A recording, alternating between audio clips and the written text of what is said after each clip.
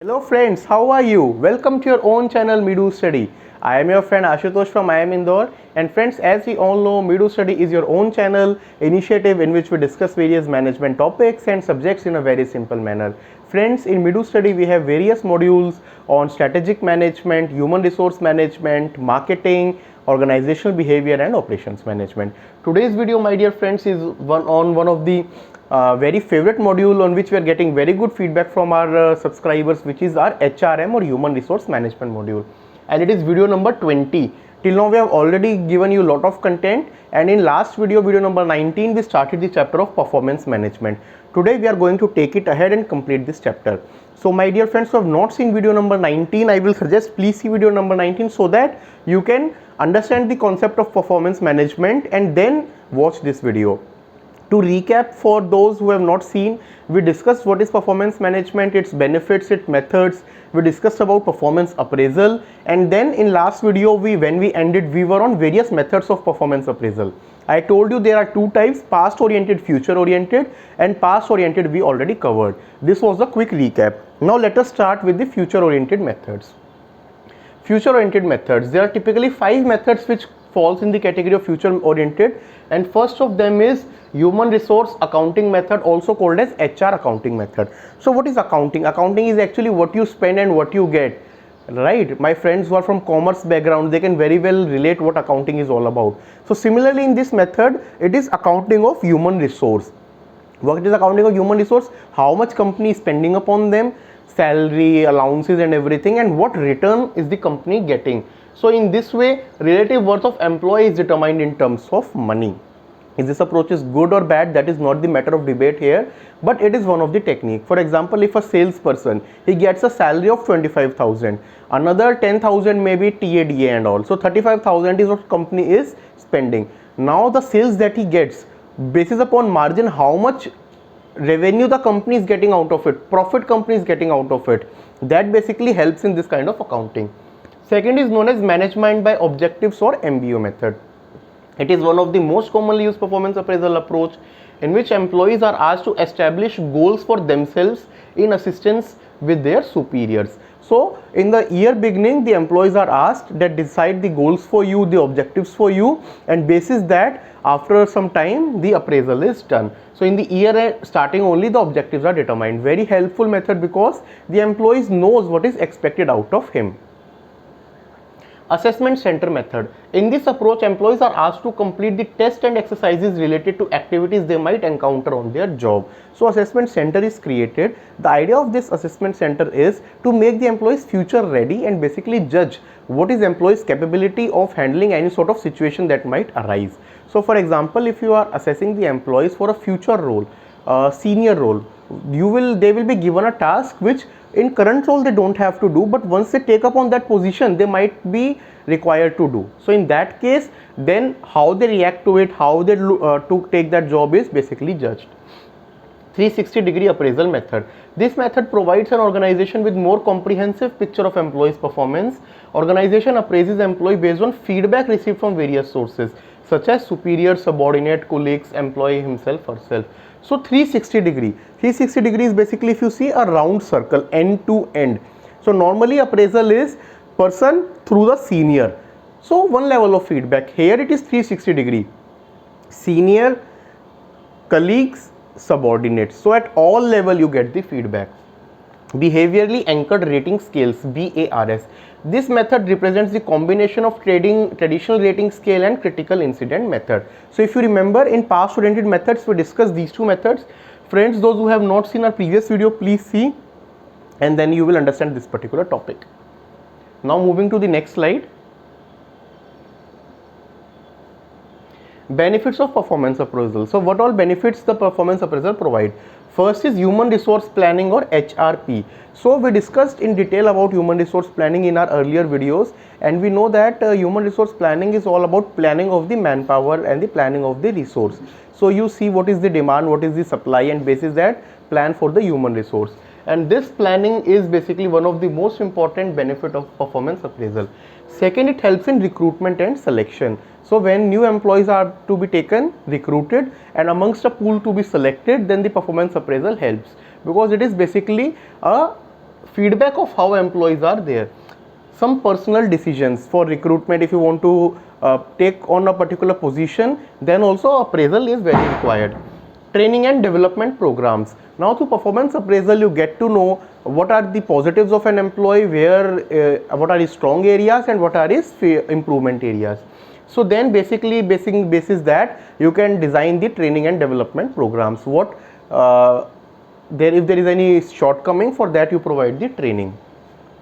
Feedback and self development. Basis the performance appraisal you get to know what are the improvement areas in the employee, you provide him feedback, and this helps in the self development of the employee as well. Employee motivation. If the appraisal is good, the employee get motivated and he wants to do better, that is the employee motivation. Career planning and development. So performance appraisal helps in career planning. An employee gets to know what future level he can aspire to, company can plan for his particular career. Compensation and reward. One of the most common benefit of performance appraisal is compensation and benefit. Basis appraisal you get to know what increment is to be given, what bonuses are to be given, what variable pay is given. That is basically compensation and reward. Problem. Now performance appraisal, there are so many benefits, but there are certain problems as well. First is design and implementation problem. So designing the appraisal program, how you want to do, because whatever technique you use, there are some shortcoming in every technique. So to seem fair and then to implement, many people don't take it seriously. Some employees as well as some supervisor take this appraisal thing to be a burden on them. Biasness, very true. What every person, it is human nature to be biased. Right from your home to your school, your family, your friends, you will see biasness. Same is applicable in workplace also.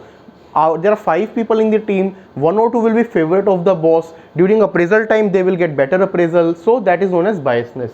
Resistance. Many people are resistant to change also, so whatever feedback you give, they will not take it seriously and they will be biased. Incompatible work environment. You will provide feedback, you will give this improvement task to the person, but your overall company culture is not supportive to that. So incompatible work environment. Recency effect. What is recency effect? So it is human nature to know the things which happened in the recent and ignore the long term thing. Appraisal is done for say 12 months performance, but the boss will never do it according to the 12 months. He will only remember in last 1 or 2 months. So it might happen that you were very good performer, completing all tasks on time for 9-10 months. In last 1 or 2 months, due to some personal problem or some market problem, some office problem, performance went down. Boss will screw your performance appraisal because of this recency effect. Now after completing performance appraisal, we move to the next concept, which is potential appraisal. Potential appraisal means appraising of the potential. Holistic approach to study the qualities of employee in terms of the personality, character and intellect. So here we are not judging him basis his performance, we are actually studying what all potential he carries. So what all he is worthy of doing. It helps organization in identifying the potential of employee for higher position and larger responsibilities. So if you want to promote someone from the existing team, so you would definitely need potential appraisal, in which you see what all potential a person carries. It might sometimes also happen that a person is very good performer at his level, but for senior level he is not ready because some skill set he is lacking. So this potential appraisal in such cases becomes a boon.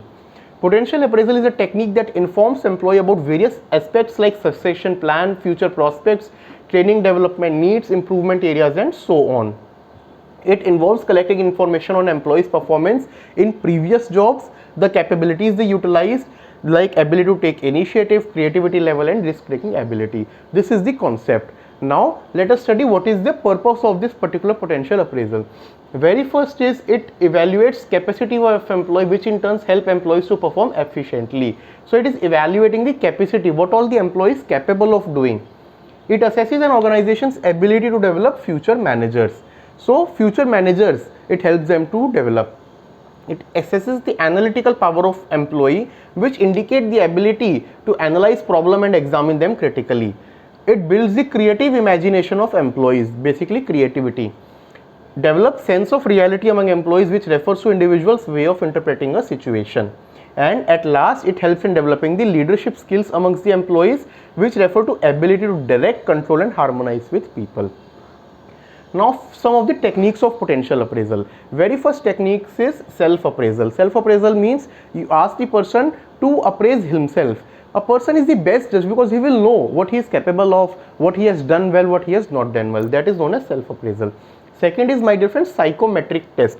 So there are various psychometric tests available in the market which have been developed by qualified doctors, psychiatrists, people who know psychology, psychiatry, and these psychometric tests can actually tell about the traits of a person. Management games. Many a time through management games you get to know what traits are required for the position, person is lacking them or carrying them. And leadership exercises.